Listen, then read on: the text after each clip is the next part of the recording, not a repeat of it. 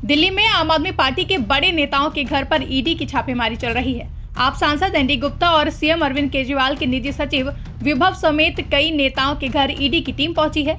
बता दें, दिल्ली में आप नेताओं के 12 से ज्यादा ठिकानों पर जांच एजेंसी ने छापेमारी की है, जिसके बाद दिल्ली की केजरीवाल सरकार में कैबिनेट मंत्री आतिशी मारलेना ने प्रेस कॉन्फ्रेंस कर ईडी पर बड़े आरोप लगाए हैं और कई सवालों के जवाब देने को भी कहा है। बता दें, उन्होंने पहले ही ट्वीट कर बताया था कि वे आज ईडी को लेकर एक बड़े मामले से पर्दा उठाएंगी। आतिशी के इस नए दावे ने विधायकों की खरीद के लिए होने वाली पूछताछ मामले में नया मोड़ ले लिया है।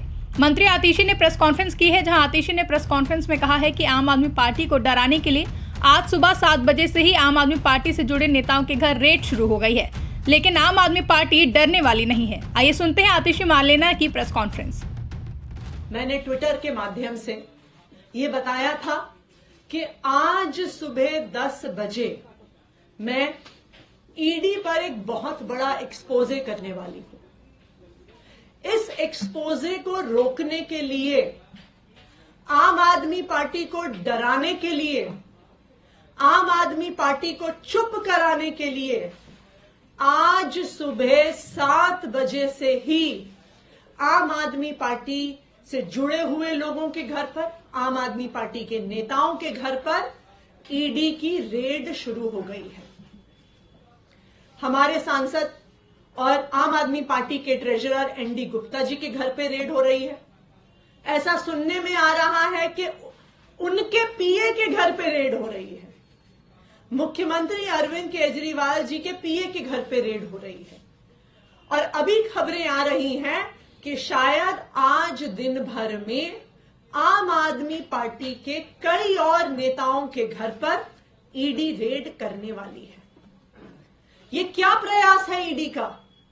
ये क्या प्रयास है भारतीय जनता पार्टी शासित केंद्र सरकार का कि वो अपनी एजेंसीज के माध्यम से आम आदमी पार्टी को डराने की कोशिश कर रही है, धमकाने की कोशिश कर रही है और हमारी बात को दबाने की कोशिश कर रही है। मैं प्रधानमंत्री नरेंद्र मोदी जी को, भारतीय जनता पार्टी को और उनकी एजेंसियों को जो ईडी और सीबीआई हैं, ये बताना चाहती हूं कि आम आदमी पार्टी आपकी धमकियों से डरने वाली नहीं है। पिछले 2 साल से इसी तरह आम आदमी पार्टी के नेताओं को डराया धमकाया जा रहा है। इस तथाकथित शराब घोटाले के नाम पर कभी किसी के घर छापा पड़ता है, कभी किसी और के घर छापा पड़ता है, कभी किसी को समन आता है, कभी किसी को गिरफ्तार किया जाता है। लेकिन इस 2 साल के इन्वेस्टिगेशन में अभी तक ईडी को कुछ नहीं मिला है। किसी भी क्रिमिनल इन्वेस्टिगेशन में 3 चीजें महत्वपूर्ण होती हैं। सबसे पहले रिकवरी ऑफ मनी, जिसकी लॉन्ड्रिंग हुई है। ED prevention of money laundering act के तहत केस करता है तो सबसे पहली और सबसे जरूरी चीज है कि ईडी को रिकवरी ऑफ मनी करनी पड़ेगी।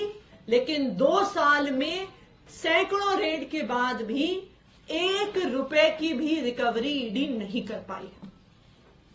किसी भी केस में दूसरी महत्वपूर्ण चीज होती है सबूत। लेकिन 2 साल के बाद भी कोई भी पुख्ता सबूत ईडी को नहीं मिला है और ये कोर्ट ने भी बार बार पूछा है कि सबूत सामने रखिए। किसी भी केस में तीसरी महत्वपूर्ण चीजें होती हैं स्टेटमेंट्स, यानी कि गवाही। ईडी का जो सारा केस है वो सिर्फ और सिर्फ गवाही पर और कई गवाहों को, कई अक्यूज्ड को सरकारी गवाह बनाकर और उन्होंने जो स्टेटमेंट्स दी हैं उसके आधार पर बना हुआ है। और आज जो मैं खुलासा करने जा रही हूं वो आपको ये दिखा देगा कि ये सारी स्टेटमेंट्स फर्जी हैं, कि ईडी ने सारी स्टेटमेंट्स में फर्जीवाड़ा किया हुआ है। जैसा कि आपको पता है कि जब कई ऐसी स्टेटमेंट्स किसी अक्यूज से, किसी सरकारी गवाह से, किसी विटनेस से ली गई, उसके बाद कई विटनेस सामने आए और उन्होंने ये कहा कि उनसे स्टेटमेंट दबाव पूर्वक डलवाया गया, लिखवाया गया। एक विटनेस ने कहा कि उन्होंने ईडी वालों ने इतनी जोर की थप्पड़ मारा कान पे कि कान की कनपट्टी फट गई। इस वजह से इस दबाव में उन्होंने स्टेटमेंट दिया। एक विटनेस ने कहा कि उनको यह कहा गया कि अगर आप नेताओं के खिलाफ बयान नहीं दिया तो हम देखेंगे कि तुम्हारी बेटी कॉलेज कैसे जाती है। एक और विटनेस को डराया गया, उसको कहा कि तेरी बीवी को अरेस्ट कर लेंगे, तेरी बीवी को जेल के अंदर डाल लेंगे अगर तुमने आम आदमी पार्टी के नेताओं के खिलाफ स्टेटमेंट नहीं दिया। तो बार बार अलग अलग लोगों को डरा के धमका के गलत स्टेटमेंट साइन कराए गए। अब कैसे पता चलेगा कि जो स्टेटमेंट ईडी ने कोर्ट में सबमिट करी है क्या वो सही थी स्टेटमेंट? क्या गवाह ने कुछ और कहा था? क्या वो डरा धमका के ली गई है? इस देश में पुलिस के द्वारा, इन्वेस्टिगेटिंग एजेंसीज के द्वारा इस प्रकार का डराना धमकाना रोकने के लिए 2020 में सुप्रीम कोर्ट ने एक ऑर्डर दिया था। ये एक बहुत फेमस ऑर्डर है, Paramvir Singh Saini versus Baljeet Singh and others. 2020 का सुप्रीम कोर्ट का ये ऑर्डर है और इस ऑर्डर के तहत किसी भी इन्वेस्टिगेटिंग एजेंसी को अपनी इंटेरोगेशन सीसीटीवी कैमरा की निगरानी में करनी होती है।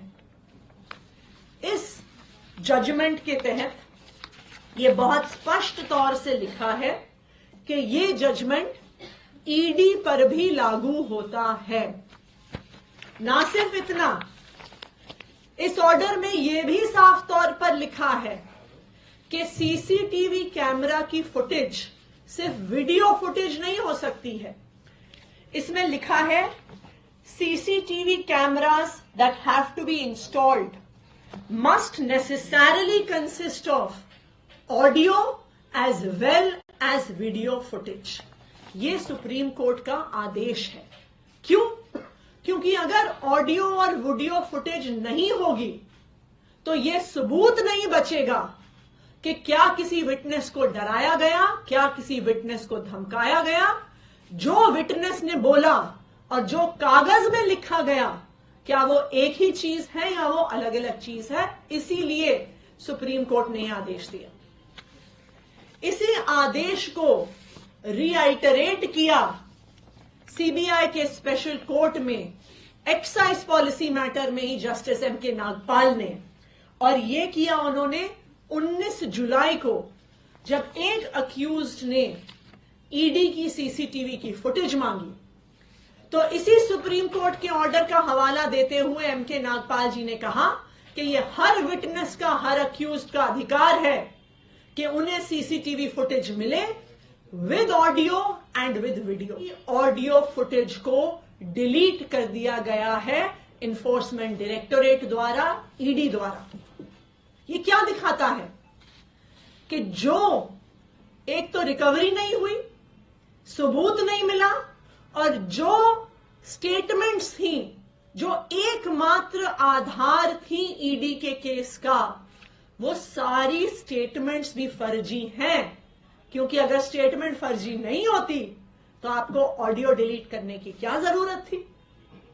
तो आज देश के सामने ये बात आ गई है कि यहां पे घोटाले की जांच नहीं हो रही है, ईडी की इस जांच में ही घोटाला है। आज मैं ईडी से पूछना चाहती हूं, मेरा पहला सवाल ईडी से, कि ये ऑडियो रिकॉर्डिंग्स डिलीट करके ईडी किसको बचाना चाहती है? ईडी क्या छुपाना चाहती है जिसकी वजह से उन्होंने पिछले 1.5 साल की सारी ऑडियो रिकॉर्डिंग्स डिलीट कर दी हैं? मेरा ईडी से दूसरा सवाल कि आप देश के सामने, आप कोर्ट के सामने पूरी डिटेल्स रखिए कि पिछले 1.5 साल में आपने जितनी इंटेरोगेशन करी है, जितने सवाल जवाब करे हैं उनमें से कितनी इंटेरोगेशन और सवाल जवाब के ऑडियो आपके पास आज मौजूद हैं? ब्यूरो रिपोर्ट, इंडिया पब्लिक खबर। फिलहाल के लिए इस खबर में बस इतना ही। देश और दुनिया की ऐसी ही तमाम बड़ी खबरों के लिए हमारे YouTube चैनल को सब्सक्राइब करें और बने रहें इंडिया पब्लिक खबर के साथ।